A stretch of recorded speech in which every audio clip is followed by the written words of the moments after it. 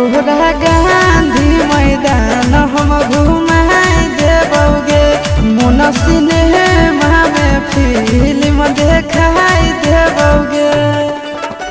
कौमी पूरा करी है आशीष यार वाला ना रे छोड़ा, कौमी पूरा करी है आशीष यार वाला ना।